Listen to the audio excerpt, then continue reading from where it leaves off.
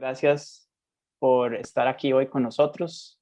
Mi nombre es Pablo, soy cofundador y uno de los directores de WinBlue.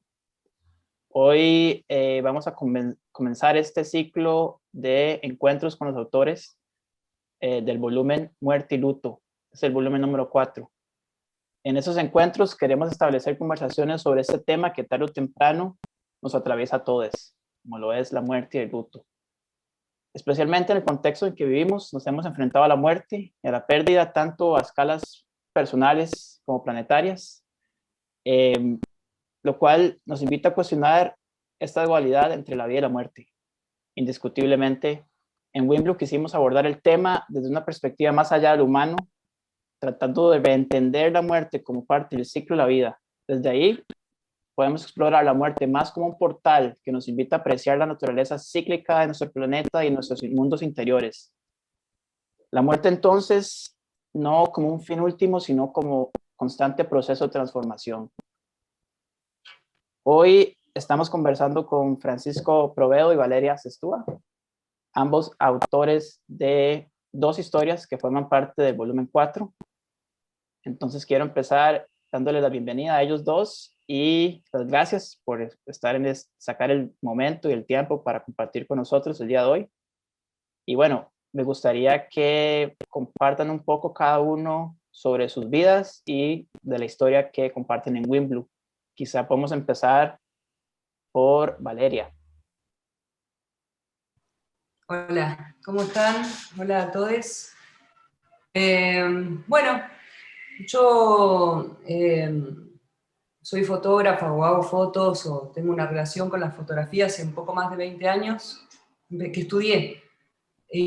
Pero puedo decir que hace más de unos 10 años que tengo una relación más cercana, o sea, una verdadera relación con la foto. Antes era distinta y yo creo que en gran parte, así a grandes rasgos, tiene que ver con que más o menos hace 10 años empecé a trabajar con proyectos, ¿no? Al principio medio no me daba cuenta y los últimos 2 son proyectos que, nada, que fui buscando de alguna manera. Y bueno, y doy clases de fotografía y eso más o menos es lo que soy yo.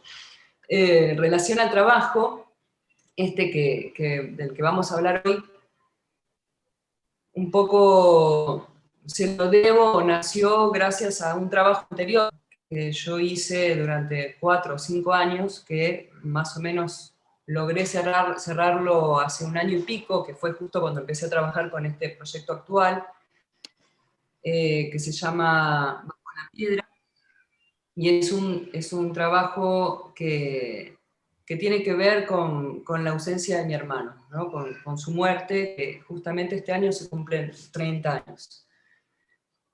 Y poder hacer eso durante un montón de tiempo, cuando más o menos lo terminé, me di cuenta que estaba de algún modo habilitada, creo que inconscientemente, en el principio, a hablar de la muerte, que era algo que lo tenía como meta bloqueado, así.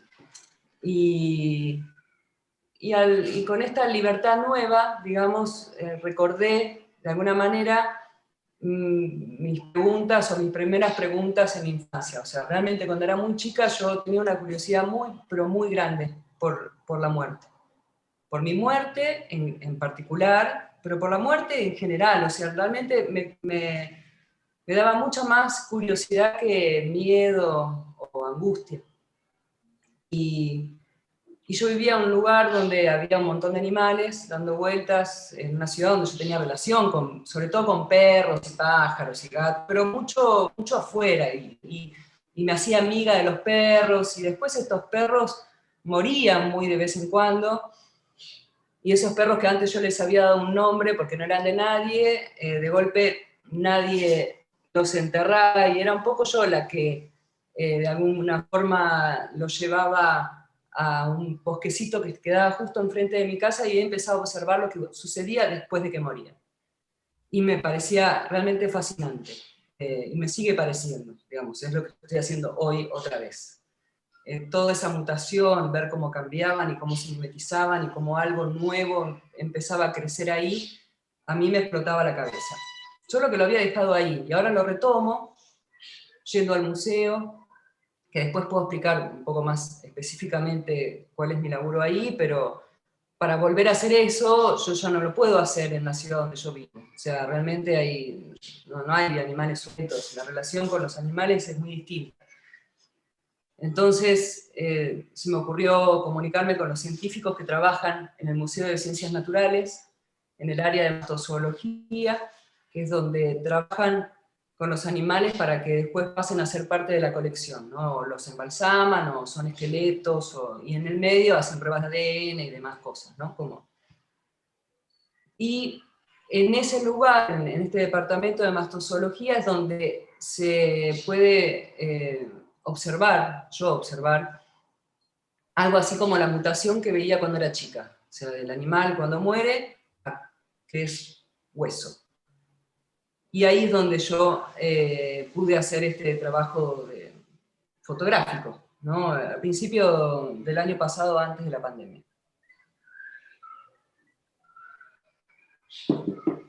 Pude trabajar solo con un animal y después no pude ir más al museo. Y un poco sí, y un poco estas fotos me llevaron, no, ni sé de qué modo ya, pero a pensar en las estrellas, algo que también uno piensa siempre, ¿no? Y a pensar en esto que todos sabemos y que es tan hermoso, que cuando una estrella muere, su luz viaja por miles y miles y miles de años. A mí eso que me parece increíblemente mágico y me cuesta creerlo todavía, o sea, que pueda verse el fulgor de algo que alguna vez fue y ya no es. Y entonces me puse a estudiar un poco, a buscar libros, y di con las nebulosas, y hablé con observatorios para ver si podía ir a hacer yo las fotos, y eso quedó también en stand-by por la pandemia. Entonces empecé a buscar imágenes en la web, que hay de todo tipo, y las que más me parecen atinadas o más en relación a mi proyecto, o las que más me pesan, son las de principio del siglo pasado, 1900, que son imágenes de placa en blanco y negro. Las nebulosas es lo que queda de la muerte de una estrella, ¿no? Y muchas veces lo que sucede con este polvo estelar y las rocas es que se crean nuevos sistemas. Entonces también hay como una conexión entre lo que pasa en la Tierra y lo que pasa en el cielo, y también un contrapunto necesario, al menos para mí, de tanto ir para abajo, ir para arriba un poco. Para mi alma lo necesité, creo. Y bueno, después están los textos que yo escribí que tienen que ver con sueños y con cosas de las que fui testigo, cosas que pasaron en mi familia, amigos y demás. Y por último, gran parte de estos textos se deben bastante a mis conversaciones con Fran Puedo, acá, mi amigo, porque nosotros conversamos mucho sobre nuestros proyectos y otras cosas, y al contarle mis sueños y estas cosas que habían pasado, él me animó siempre a escribir estos textos. Entonces, de momento el proyecto se conforma un poco de estas tres patas, por decirlo de alguna manera. Ok, excelente. Muchas gracias, Valeria. Y bueno, queda No. perfecto para pasar a la presentación de Francisco, que nos expliques un poco quién sos y un poco de la historia que se titula Una ventana espejada. Bueno, primero, gracias a Wimblu por esto tan hermoso y sobre todo, como siempre le digo a Vale, que siento que ustedes se manejan con un nivel como de respeto y responsabilidad con los trabajos de los participantes, que a mí me parece muy bueno, como pocas veces lo encuentro, y yo soy una persona que valoro el respeto, no sé, muchísimo. Y antes de contar un poco el trabajo, hago una mini introducción, un mini link a lo que estaba diciendo Vale recién, porque yo creo que esas conversaciones que yo tengo con Vale, que Vale tiene conmigo, y que muchas veces las personas que hacemos prácticas artísticas tenemos, me parece que lo mejor que logran a veces es ponernos de frente con una verdad nuestra. Y en la amistad sana que yo siento con Vale, a mí me espeja conmigo mismo. Y eso a veces hermoso y a veces doloroso, hace que yo pueda avanzar en mis temas de interés. Hay algo como que uno, creo que a veces piensa que dentro de espacios de formación que son súper útiles a las personas que hacemos prácticas artísticas, como clínicas, talleres y qué sé yo, siempre siento que a esos espacios les falta como algo que te lo da la amistad, que es el conocerse desde otro lugar, y de un lugar que te pone de frente con cosas que a veces vos no ves. Yo creo que eso es algo que a mí me da con Vale y que no es menor en el trabajo que yo hago. Yo soy del sur de Argentina y me crié en una ciudad que se llama Comodoro Rivadavia y pasé mi infancia en un campo familiar, que lo traigo como anécdota porque, por un lado, el trabajo de las cámaras trampa que realizo en parte está desarrollado en ese mismo territorio, pero en realidad el punto creo que más importante es que yo pasaba muchas horas solo con animales, muchas. Diría que desde mis 5 años a mis 17 años, casi ininterrumpidamente todos mis veranos, mi único deseo era terminar el colegio para irme a ese lugar, y estaba casi todo el día con animales. No me gustaba tanto estar con personas por distintos motivos. Eh, por otro lado, yo hago, digamos, estudié fotografía y hago, no podría definirme con una cosa porque hago muchas cosas, soy arquitecto, pero creo que en realidad lo que une todas las cosas es que creo que pienso visualmente, o al menos la imagen, no la fotografía, sino la imagen es algo muy pregnante en mi cerebro y en mi vida, y me doy cuenta que me habilita a pensar un montón de cosas. Y el proyecto que realizo, y que es el que presento dentro de Winblue, condensa un poco, creo que toda mi historia, que por ahí es breve y parece como muy fuerte decirlo así, pero yo no tengo otro trabajo anterior a eso que signifique tanto para mí como este trabajo, porque yo siento que es un trabajo en el que puedo unir como una honestidad que yo estaba buscando en lo expresivo, es decir, en mi mirada. Yo necesitaba ser honesto con lo que hacía y sentía que a veces las fotografías que yo generaba no eran del todo mías, como si fuese que estaba hablando con otro cuerpo. Y por otro lado, yo también tenía un mundo enorme de preguntas. Soy una persona que hago como constantes reflexiones y cuestionamientos que casi a veces hasta me traban, eh, y que me llevan a mí como en la adultez a ser una persona que tal vez, no sé, me reconozco como bastante de pensar y de cuestionar y reflexionar el medio con el que trabajo, las formas en que miro la fotografía, desde dónde genero las imágenes, con qué imágenes trabajo. Y en el trabajo que presento en Winblue creo que se cuecen un poco todos esos mundos que soy yo. Entonces no es tan fácil explicarlo y no es un trabajo que yo lo pueda contar así acá, así de una y tan simplemente, porque es como bastante rizomático, toma distintas variables. Cuando yo pensaba en lo de la ventana espejada, que es el título de la postulación mía dentro de Winblue, tiene eso que ver, por supuesto, directamente con que gran parte del trabajo yo uso cámaras trampa. Las cámaras trampa, lo cuento rápido, pero igual si hay gente de Costa Rica, creo que deben saber mucho más que los argentinos lo que es una cámara trampa. Son cámaras automáticas que se dejan en ciertos lugares y que con un sensor de movimiento, al pasar por adelante algo, que puede ser un animal, una persona, o el viento, o un cambio de temperatura, obturan. Yo las usaba como un juego cuando era chico. Yo cuando era chico, además de pasar con animales, era como criaba animales, tenía incubadoras, pollitos, pájaros, peces, muchas cosas, y una de las cosas que tenía era una cámara trampa, y jugaba un poco con eso. Y la idea de la ventana espejada, yo recién la pensaba un poco, decía, por supuesto, es una ventana a ver una forma de la naturaleza que no podríamos ver de otro modo, porque ahí no hay personas, no hay nadie obturando. Pero a la vez hay algo que no sé si lograré sintetizarlo, pero tiene algo de cambio de dimensión. Yo siento, cada vez que miro más y más los resultados que obtengo de las cámaras trampa, que lo que estoy viendo es una otra dimensión del mundo, y sin embargo es una dimensión que es nuestra.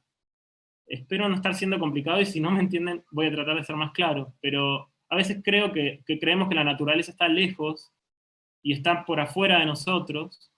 Y cuando miro más y más, y sobre todo el video de la guanaca con el chulengo, que es uno de los que está ahí, creo que ese video para mí fue como muy revelador en mi vida, y todavía no lo termino de entender.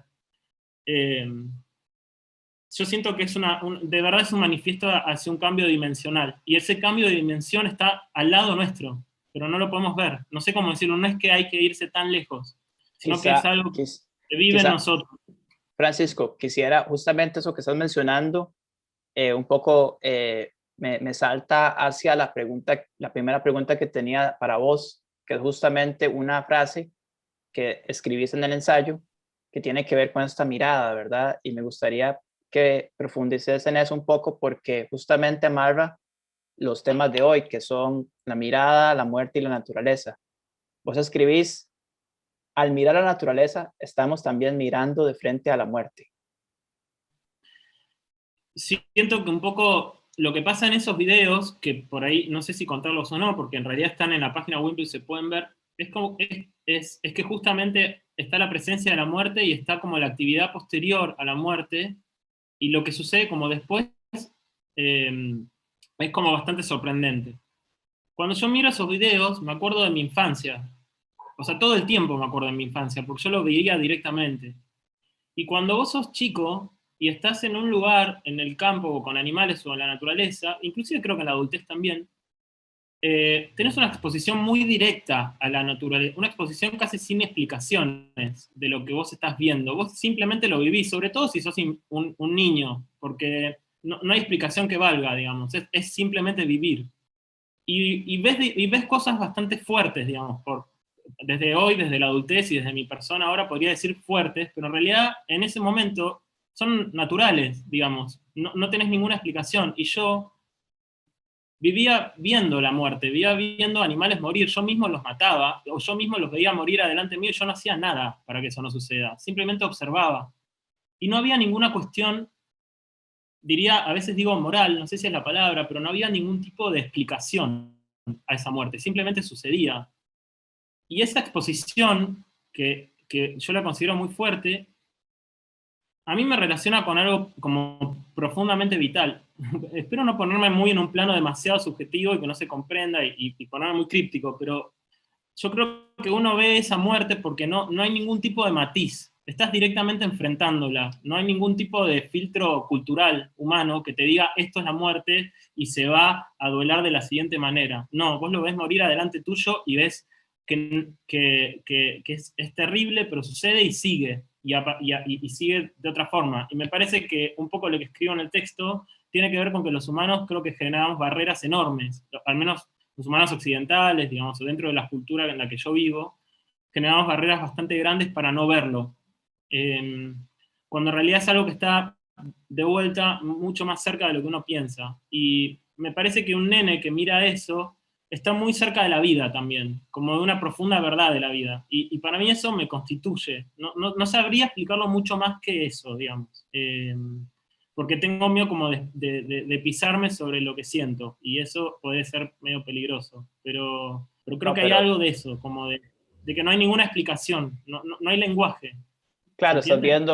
estás viendo como esa mirada sin filtro también te hace, digamos, sentir que estás vivo Es a esto, cierto punto, ¿verdad? Te es esto, recuerda eso. es esto, Y eso es es también como esto. un poco el ejercicio, ¿verdad? De mirar la muerte y entender que es algo que está presente siempre.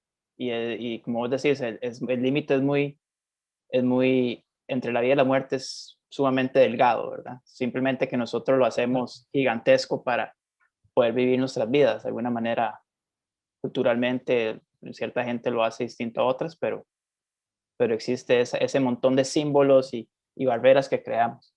Quisiera ahora hacer una pregunta a Valeria acerca de Mutante, que es el proyecto que se presenta en Wimbledon en el volumen 4. Aquí en este proyecto, Valeria enmarca la muerte de seres muy cercanos y queridos en un contexto planetario o incluso universal, ¿verdad? Por medio de la poesía escrita y poesía visual. El resultado es un proyecto capaz de moverse con facilidad en distintas escalas y a la vez una presentación muy táctil y material de la muerte. Entonces, digamos, me gustaría un poco que nos contaras, por un lado, sobre cómo estas escalas se relacionan en tu proyecto y por otro, sobre este asunto de la sensorialidad y la materialidad de la muerte.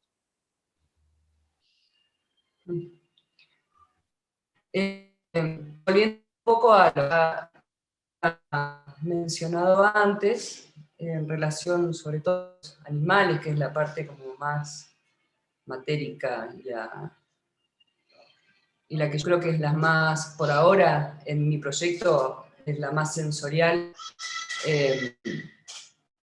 Cuando yo estuve yendo ese tiempo al museo, ese mes y medio, 2 meses, que tampoco tenía demasiado en claro qué era lo que iba a buscar y sobre todo lo que iba a encontrar, pero además ni siquiera sabía bien. O sea, yo sabía que quería volver un poco a la contemplación, a la observación sobre qué pasaba con los animales una vez que se morían, que era lo que yo hacía cuando era chiquita, en un contexto totalmente natural.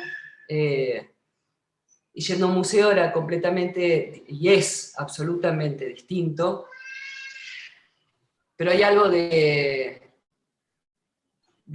bueno, nada, no deja de ser una muerte. Y hay algo también, si bien hay intervención de los científicos, es muy poco lo que trabajan, es como que se deja bastante que las cosas sucedan, y fui justamente con ellos porque este museo cuenta con un lugar también que se llama Dermestario, que es un lugar donde crían derméstidos, que son unos pequeños escarabajos que se alimentan de los cadáveres de animales. Entonces, esto sí me vinculó con lo que yo veía de chica y con esta cuestión también de que cuando algo muere también le da acceso a otras posibilidades de vida. Y me interesaba un poco por ese lado. Entonces, todo ese tiempo de ir y ver los distintos procesos del animal hasta que está en el dermestario y queda solo huesos,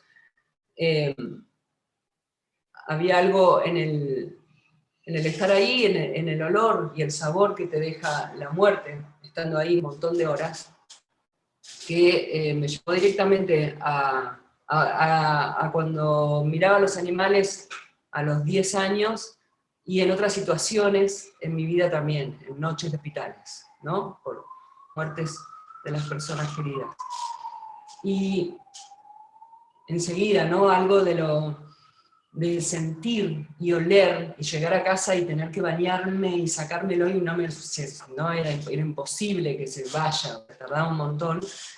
Hay algo ahí que también empezó a operar en mi cabeza o en algún punto donde yo empecé a recordar y empecé a escribir lo otro que si bien siempre estuvo, fue como un disparador directo, creo yo. Ahora que lo pienso, me parece que desde ese olor y esa sensación me llevó directamente a escribir los textos que están ahí y a buscar como una necesidad también irme para otro lado y poder conectar con lo que sucede con las estrellas, ¿no? Que no es algo que lo estoy sintiendo, ni tocando, ni oliendo tan cerca, sino que de todos modos se puede ver, pero que de algún modo se conectan, ¿no? Como es eso, ¿qué pasa después de las cosas? Las cosas no, sí, las cosas y las personas y los animales mueren. O sea, es como, en realidad fui buscando, porque me cuesta más pensar en Dios o me cuesta más pensar en religión. Entonces, creo que un modo interesante para mí de seguir preguntándome sobre la muerte fue yendo a buscar aquello que puedo ver y aquello que puedo oler y aquello que puedo tocar. Y ahí se vincularon de alguna forma. No sé si respondí la pregunta. Sí, sí, claro, o sea, es que todo esto son como procesos, ¿verdad? Entonces parte de la idea es como no hay una pregunta, vamos a ver, correcta. Entonces es un poco como entender esas escalas de cómo llegaste Búsqueda. sí, esa búsqueda, exactamente, porque para mí el proyecto, o sea, la parte del texto y la parte visual me expanden un montón de cosas, ¿verdad? Y estás hablando de unas cuestiones muy personales que para todos es algo que, vamos a ver, de alguna manera nos toca, porque todos morimos, todos nacemos, todos hemos perdido a alguien, y al mismo tiempo, como vos decías al principio, todos miramos las estrellas, al final de cuentas, arriba, abajo es lo macro y lo micro, Claro. ¿verdad? Un poco. Entonces, súper interesante. Justamente quería leer aquí un poco un texto que encontré hoy que tiene que ver mucho con eso que estamos hablando y un poco es un paso a la pregunta que quería hacerles, que es un texto que escribió Carl Jung en su libro El hombre y los símbolos. Dice así: hoy día, por ejemplo, hablamos de materia, describimos sus propiedades físicas, realizamos experimentos de laboratorio para demostrar algunos de sus aspectos, pero la palabra materia sigue siendo un concepto seco, inhumano y puramente intelectual, sin ningún significado psíquico para nosotros. Qué distinta era la primitiva imagen de la materia, la gran madre, que podía abarcar y expresar el profundo significado emotivo de la madre tierra. De la misma forma, lo que era el espíritu se identifica ahora con el intelecto y así deja de ser el padre de todo. Ha degenerado en los limitados pensamientos del ego del hombre, la inmensa energía emotiva expresada en la imagen de nuestro Padre se disipa en la arena de un desierto intelectual. Entonces, con esta pequeña reflexión, ambos trabajos tienen la particularidad de que se apropian de lenguajes que asociamos a la ciencia y a la objetividad para hacer reflexiones sumamente filosóficas, subjetivas y espirituales incluso.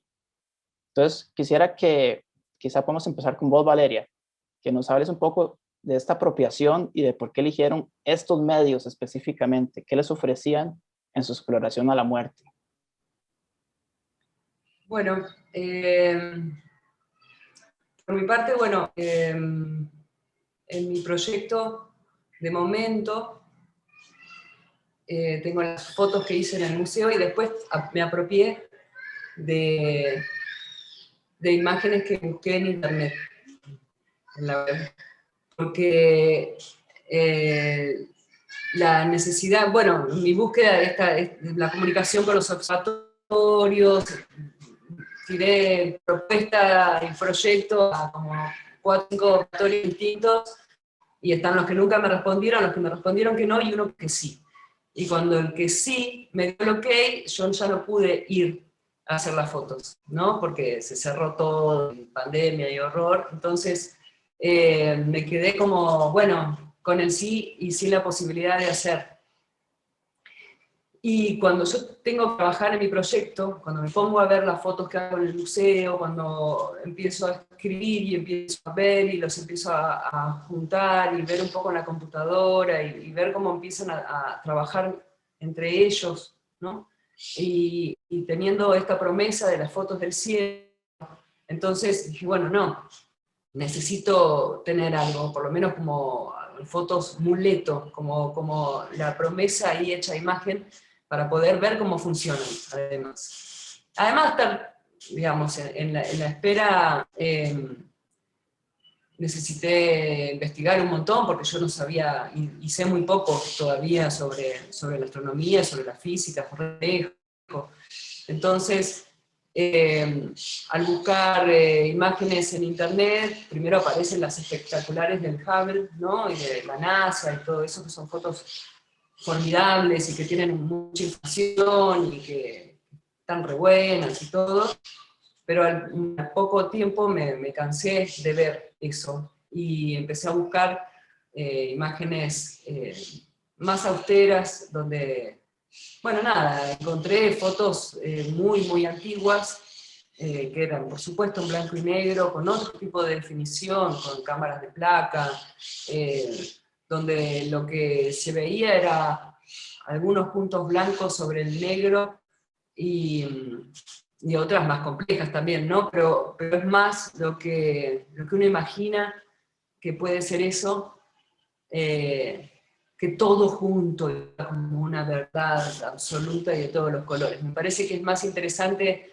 en relación a las fotos mías y un poco también al concepto, ¿no? Porque si bien una nebulosa, en la demostración de que una estrella murió, y tal vez la posibilidad de que empiece a haber una vida nueva, digamos, un sistema,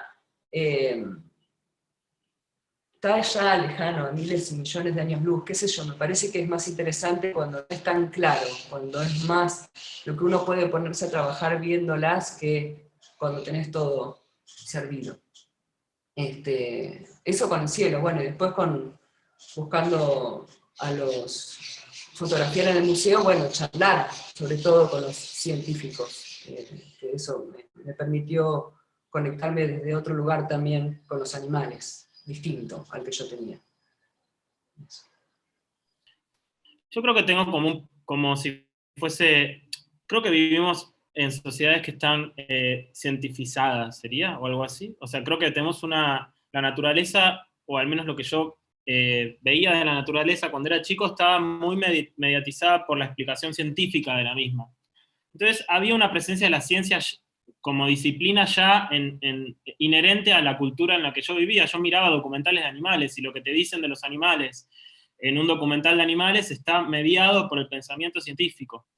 En paralelo a eso yo iba a tener la experiencia real de estar con animales. Entonces mi cabeza era medio un quilombo de cosas que creo que nunca logré ordenar, pero sí hay una parte mía que tenía como cierto amor a la ciencia, o cierto interés por los procedimientos, por la explicación, por todo lo que hace la ciencia tan maravilloso para poder explicarnos el mundo. Y yo creo que eso, por un lado, el uso mío de herramientas que son científicas, que tal vez es esta cámara, que habría que preguntarse qué es científico y qué no lo es, tiene por un lado como una voluntad de acercarme de excusa también, de excusa por acercarme a campos disciplinares que no son el mío y disfrazarme yo por un rato de otra cosa.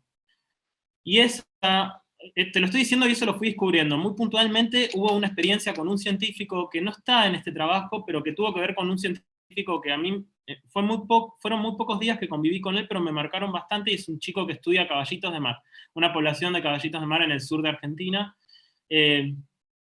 Y yo sentí como si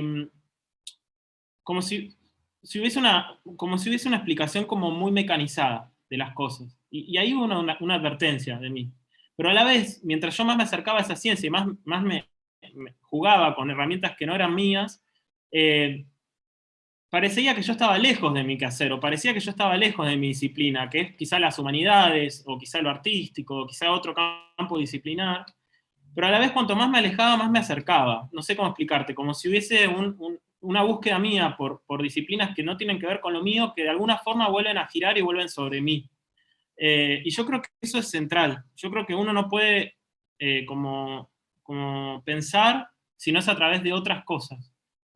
Y yo creo que me alejo y pienso que la ciencia está alejada de lo artístico, entonces voy a buscarla y después termina pasando algo que gira y vuelve a explicarme algo que yo quizá estaba buscando involuntariamente. No sé si te lo estoy respondiendo, pero me parece que salgo a buscar herramientas científicas porque cuanto más lejos voy, más cerca llego. Y cuanto más me alejo por mi curiosidad del mundo, mejor me explican a mí. Algo muy opuesto a la idea como de pienso desde el cero, no sé, es como si viste que uno a veces empezás a dibujar algo y por ahí es más fácil si agarrás como algo de otro lado y ya empezás con algo, como reconocer que uno siempre está tamizado por un montón de cosas, y me parece que ahí hay algo que tiene la ciencia que yo salgo a buscar. Y además porque creo que la disciplina artística es muy curiosa por otras disciplinas, y hay algo como muy de nuestra época que es salir a preguntarle a otros qué le pasa al mundo, digamos, a otras disciplinas y a otras miradas. No sé si te lo respondí, Sí, pero... claro. Es que ambos proyectos, tanto el de vos como el de Valeria, están como en un área liminal, como en un límite, ¿verdad? En el cual cogen elementos de la ciencia, cogen elementos de la poesía, cogen elementos artísticos y objetivos totalmente, ¿verdad? Lo que hace que sea un experimento muy interesante, más en esta época en la cual la ciencia, ¿verdad? Para muchos es casi como una religión, ¿verdad? Y por otro lado, eh, eh, hay gente que no cree en la ciencia. Entonces, es muy interesante, digamos, entender todos estos nuevos avances científicos, ¿verdad? Pero cómo en sus, digamos, en sus experiencias, utilizando estos elementos científicos en sus proyectos, ¿cómo creen ustedes que puede el lenguaje científico facilitar una conexión más espiritual, ya sea con nosotros mismos como con el planeta, digamos? Porque uno ve, como vos decías, los documentales de, no sé, de BBC, ¿verdad? Y uno queda increíble las tomas, pero el elemento emotivo, espiritual, hasta a veces es nulo, ¿verdad? Y eso es como lo que yo siento si existe en ambos proyectos, porque de alguna manera me conectan con cuestiones más personales, ¿verdad? Emocionales. Y eso me hace hacerme esas preguntas científicas también. Yo creo que no estoy para nada segura ni nada. Me parece que es en la relación donde se genera esta nueva forma de vincularse con, en este caso, la ciencia. O sea, es la relación que en este caso hago yo y que Fran lo hace desde otro lugar, de otra forma, pero es cuando las cosas se relacionan, cuando algo se sale de su lugar que ocupa siempre y empieza a preguntarse a preguntarle lo que decía Fran recién, ¿no? Como a preguntarles a los demás, ¿y vos cómo es? Entonces, vos trabajás con esto específicamente, ¿y qué pasa después de esto? Entonces, como yo no pertenezco a ese lugar, y me parece sumamente interesante, además, yo cuando lo escucho lo transformo como puedo en lo que yo logro entender y en mi modo de cómo se lo cuento a los demás, con mis herramientas que son de otro palo. O sea, entonces ahí es cuando se hace esta transformación y que es lo más, es re hermoso cuando pasa eso, porque además cuando vas y charlas, por ejemplo, con los chicos del museo, los científicos, o cuando me mando mails con los científicos que trabajan en medio de la montaña con las estrellas, ellos también se sorprenden y les parece genial que alguien que no pertenezca a la rama a la ciencia les venga a preguntar. O sea, a mí, la primera vez que hablé con uno de los chicos, con el director de esa parte del museo, que es un paleontólogo, que es un amor y que es súper curioso, y no podía creer, o sea, por qué a mí me interesaba, y qué iba a hacer yo, y las fotos cómo, y para qué, y entonces como esta retroalimentación hace que esta posibilidad de algo espiritual, creo yo, nazca. Yo quiero decir algo que no sé si está bien o no, pero a mí me parece que ante cualquier como cosa que uno hace, práctica, laburo, trabajo, científico, artístico, lo que sea, no hay que perder de mirada el yo, como la primera persona.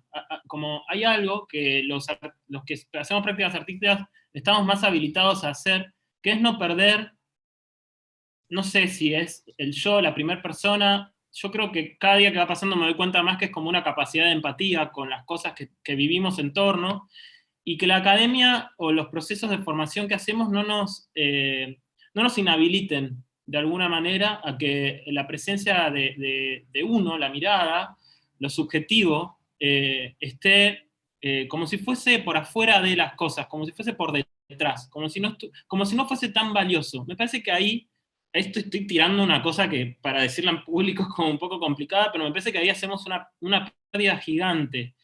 Y no sé si la ciencia, en una mirada tan mecanicista sobre la vida, que busca, tal vez, quizá me estoy re equivocando, pero que me doy cuenta que a veces da una explicación de este tipo, no les hace a los mismos científicos, científicas, perder como algo del yo, que yo sé que lo tienen como profundamente arraigado, porque yo creo que un científico es alguien que ama la vida, no sé, esa es mi mirada muy romántica, pero creo que alguien que se pone a estudiar cómo es un caballito de mar durante más de 20 años, es un acto de fe en la vida, no sé cómo explicarlo, como tenés que tener un amor tan enorme por dedicarle tu vida al estudio de una especie, de un animal, que la gente lo pisa porque no lo ves.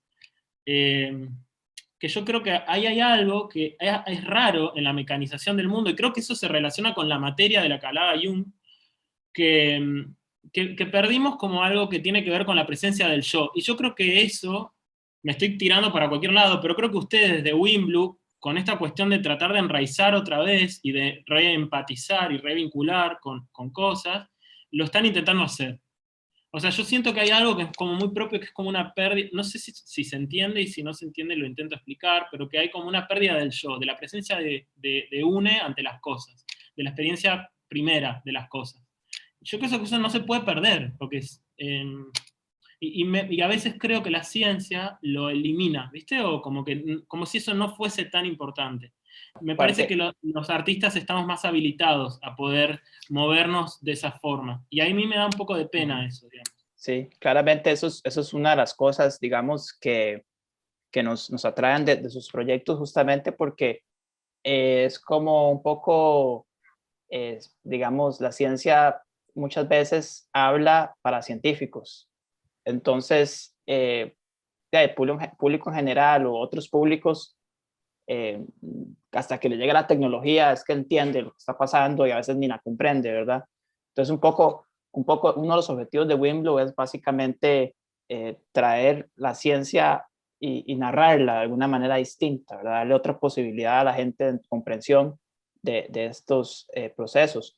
Igualmente, es un problema, digamos, mundial, creo yo, ¿verdad? Este lenguaje utilizado, o esta narrativa utilizada por la ciencia, ¿verdad? Que muchas veces nos aleja de ella por lo complicado, por X o Y. Y no estoy diciendo que no tiene que ser complicado, ¿verdad? Simplemente que las personas que narran historias tienen una facultad muy fácil de sintetizar y explicar las cosas que no tienen los científicos. Entonces, o no tienen muchos científicos, ¿verdad? Entonces es como una manera de una opción más, ¿verdad? Creo yo, traer este tipo de proyectos que no solamente se está hablando de una cuestión científica, sino te están trayendo a un plano espiritual, pensando en cosas metafísicas, ¿verdad? Entonces es muy interesante y quería preguntarles un poco para ir cerrando y pasar a la parte de las preguntas del público. ¿Creen ustedes que estos procesos creativos que cada uno ha vivido les ha ayudado a vivir sus propios duelos personales? Digamos, ¿creen que ha sido un proceso que más allá de tener un resultado, que no sé, unas fotos o un ensayo, ha ayudado de alguna manera más a un plano espiritual? Yo creo que en algún punto, cuando empecé cuando terminé el anterior, que algo se ubicó ahí, y cuando empecé a trabajar y a entender un poco qué estaba haciendo, porque al principio fue, como siempre, bastante intuitivo, lo que sí me pasó es que empecé a sentir calma, como empezar a saldar una deuda que yo tenía conmigo de alguna forma, trabajando con lo que yo, digamos, haciendo fotos hace tanto tiempo, haciendo otro tipo de proyectos, y teniendo tan presente, bueno, la muerte, con preguntas de distintos tipos, en algún punto estar haciendo esto me parece que me trae calma. Creo que estoy hablando de lo que tengo que hablar, a mí, me estoy diciéndome a mí aquello que me tengo que decir, más allá de lo que pase con las demás personas, digamos. Yo creo que, no sé si puedo responder eso, porque me parece que yo estoy en el medio de un proceso muy largo, con este trabajo que creo que me va a durar muchos años más, o tal vez la vida entera. No tengo interés en otra cosa más que en este trabajo, la verdad. Es como un interés que no me puedo despegar, como si fuese una necesidad más que un interés. Y lo que sí detecto es que me enriqueció. Yo soy otro desde que hago esto. Soy como como si fuese más complejo, más compuesto, más sólido. Como si fuese que confiar en las cosas que yo veía cuando era chico, desde la adultez me dio una postura distinta ante las cosas, y hay algo como de fe que yo practico con esto, como si fuese un acto de fe. Y eso para mí es central, es central. Tener fe para mí es central, central, central. Y yo no soy nada, no estoy hablando para nada, y lo quiero aclarar, una cuestión de religión, cosa que no practico, digamos. Pero pero tengo como si fuese que confiar de vuelta en los valores, en las cuestiones más incipientes de mi infancia, desde la hora, me dice que por acá está bien, digamos, como si fuese algo así. Ok, buenísimo. Muchas gracias por compartir eso. Y bueno, finalmente, ¿cómo consideran ustedes que su abordaje fotográfico sobre la muerte impactó su relación con el mundo no humano?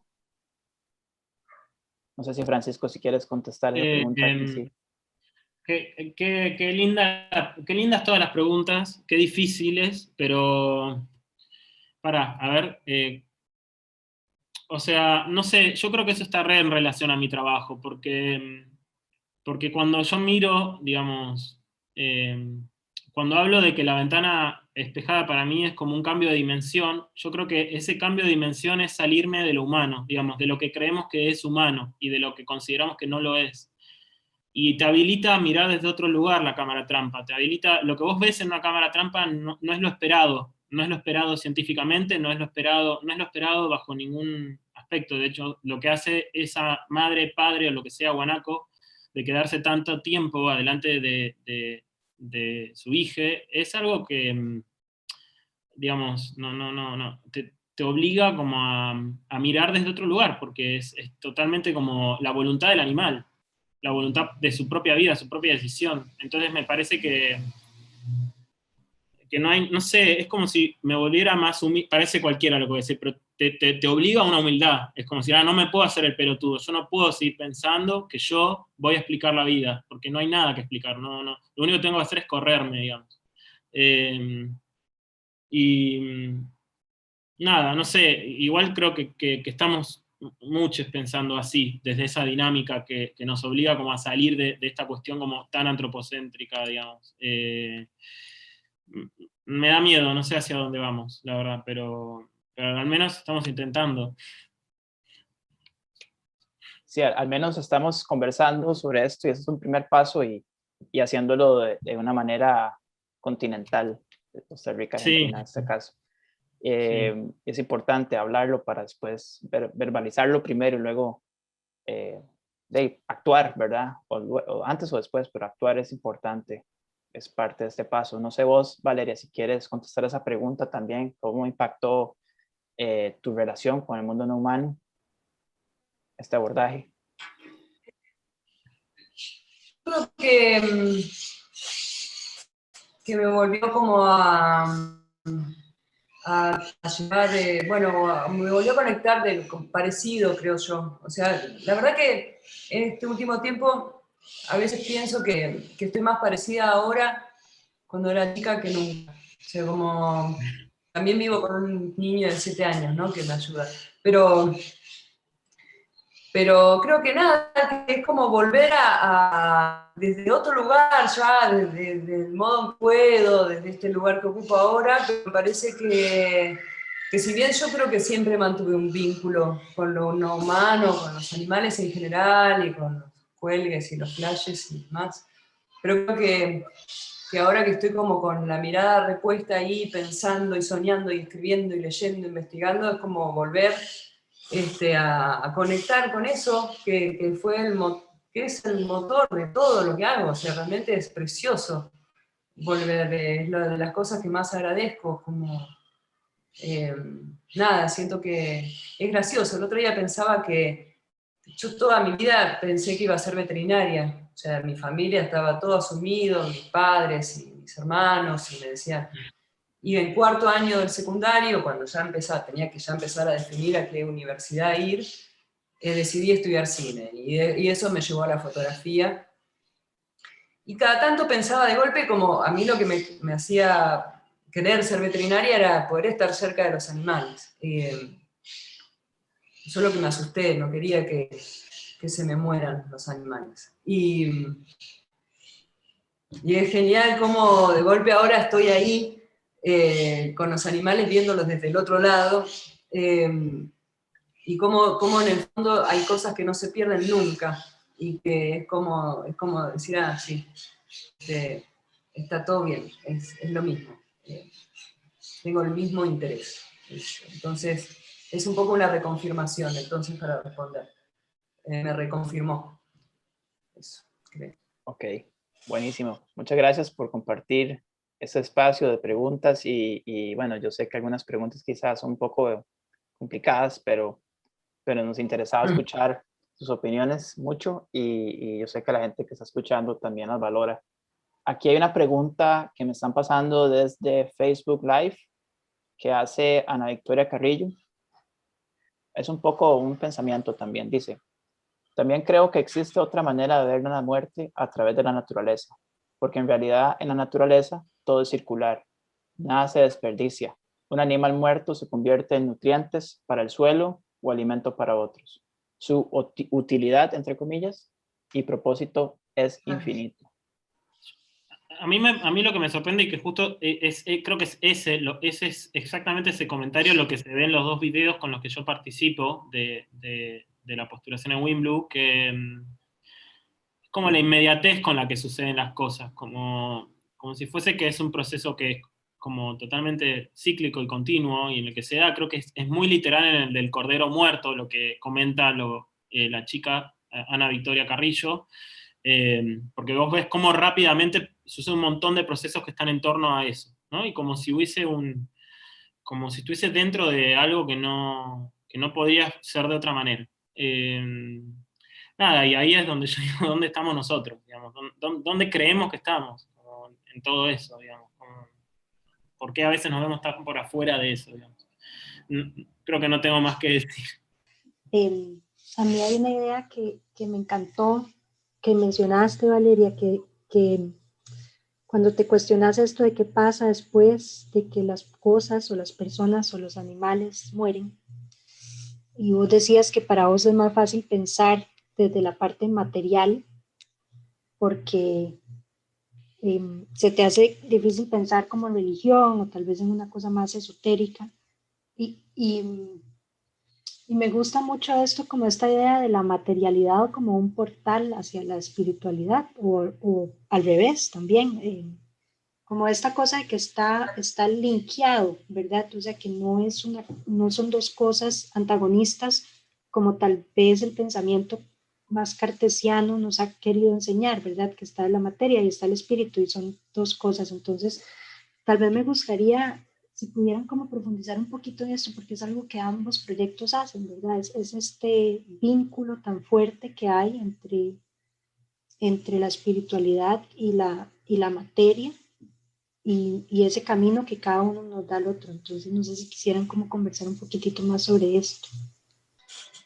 Cuando me puse a pensar, bueno, sentí que tenía ganas de ponerme a hablar sobre esto, empecé como a buscar varias cosas, ¿no? Y entre ellas me puse también a leer sobre el taoísmo y hay un libro que se llama el libro de la vida y la muerte tibetano, no me acuerdo ahora, lo tengo por acá, que es como archimega conocido y es súper interesante, pero hay algo de las cosas que yo puedo creer o no creer, y todavía no lo sé,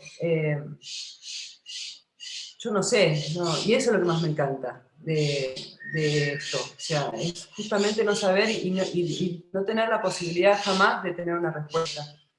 Entonces esto me parece genial como en realidad plantearme estas preguntas, son formas, cada parte de mi trabajo en realidad es una pregunta. Y como todo el aspecto más espiritual y de cosas que yo creo y voy cambiando y descreo y en definitiva siempre quedó ahí, me pareció que el modo más real para mí de poder seguir haciéndome estas preguntas es yendo a lo material. Ahí es como, es mi lugar también, el lugar donde yo me siento cómoda y el que gusta y el que me gusta estar y no solo estando cerca de los animales, en este caso, del animal, de la zorra a la que pude fotografiar y fotografiar y ver cada proceso y ver cada parte y acercarme y que todo eso despierte algo en mi cerebro que me lleva directamente a lo espiritual, espiritual o a mi parte más personal. Aunque igual es re difícil, cuando yo estaba ahí con la zorra específicamente, que a veces no me sentía tan bien, porque a veces no entendía qué estaba yendo fotografiando, ahí fotografiando la muerte. Realmente me generó un montón de preguntas y de atenciones, ¿no? Como le pedía permiso cada vez que iba, ¿no? Y me parece que en algún punto hay algo ahí que no deja de despegarse jamás, de alguna forma. O sea, yo viendo al animal muerto y viéndolo desvanecerse y viendo cómo empieza a formar parte de otra cosa, no puedo dejar de pensar en la vida y en el ciclo y en la parte más hermosa y espiritual del asunto. Y entonces no puedo dejar de pensar bien en mis duelos y en mis sueños y en todas estas cuestiones que tengo yo con la muerte que me resulta todavía tan particular. O sea, como es la pregunta. Y creo que es muy difícil, no entiendo cómo no es más, cómo no se hace más a menudo, ¿no? ¿Cómo es que no convivimos más con este, cómo es que no se habla más, de se charla realmente? ¿Cómo es que en la escuela con los chicos o ahí en los juegos, cómo no se habla? ¿Qué piensa cada uno? ¿Alguna vez se te murió un gato? Si alguna vez... O sea, realmente es interesante, porque es lo mismo, es un gesto más, es un movimiento más del universo, o sea, no es que se termina todo ahí, digamos, yo creo que no lo sé, me encanta preguntármelo. No sé, al final me fui al carajo, creo, pero bueno, en definitiva, creo que iba por ahí, al principio. No sé por dónde responder, pero hay algo que tiene que ver como con la confianza. Yo siento que hay algo digamos que si hay una relación con una cuestión como con cierta cuestión espiritual, tiene que ver como con una confianza en las cosas. No sé si soy bueno explicando esto, pero yo como que confío en lo que estoy haciendo. Y encima yo en lo material soy una persona, diría, bastante abstracta. Soy una persona que casi que así, literalmente, observo la vida y no me meto, no sé cómo explicarte. Puedo vivir en un mundo absolutamente intangible y no tengo ningún problema. Eh, pero, pero hay algo de como que deposito una confianza, como creo que es de vuelta a lo del acto de fe que dije antes. Y eso me tira al trabajo de una, como al trabajar, al hacer, al pensar, al escribir, sobre todo en la escritura también, creo que la parte material sale muchísimo del escribir. Y eso en algún momento se desborda y ahí emana creo que algo como del orden más espiritual, cuando no tiene ningún tipo de explicación, cuando aparece algo medio como revelación o medio epifánico o algo así, y que no tiene explicación, y cuando pasa eso me da cierto miedo y no hago nada. No hago nada, no quiero hacer nada. Y ahí a veces pasan cosas, como... Parece un delirado que estoy diciendo una cantidad de boludeces, pero espero que se entienda. Yo creo que hay algo de lo espiritual que si se lo nombra, se lo tacha, no sé. Y que sin embargo hay como una confianza en las cosas que insisto, que cuando uno las tiene, aparecen. Sí. Yo creo que es súper interesante las reflexiones que están haciendo porque ambos mencionan esto del no saber, o sea, las cosas que como hablábamos antes, tal vez la ciencia ha insistido en tratar de explicarnos todo, pero lo cierto es que hay muchísimas cosas que se escapan.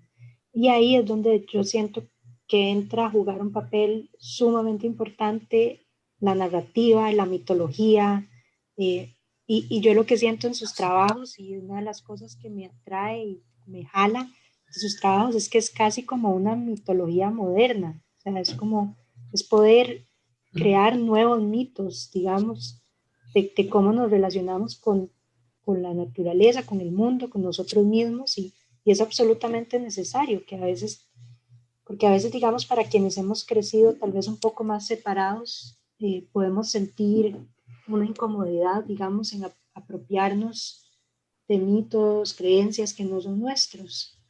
Y sin embargo tenemos la necesidad del mito y de las creencias, entonces tal vez esta es una forma de hacerlo, ¿verdad? Crear nuevas formas de eso.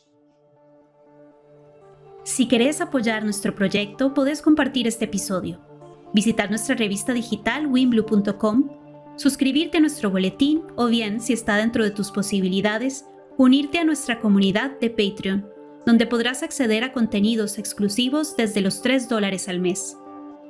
Tu apoyo nos motiva y nos permite seguir creando y compartiendo contenido para reimaginar un mundo justo y sano para todas las formas de vida.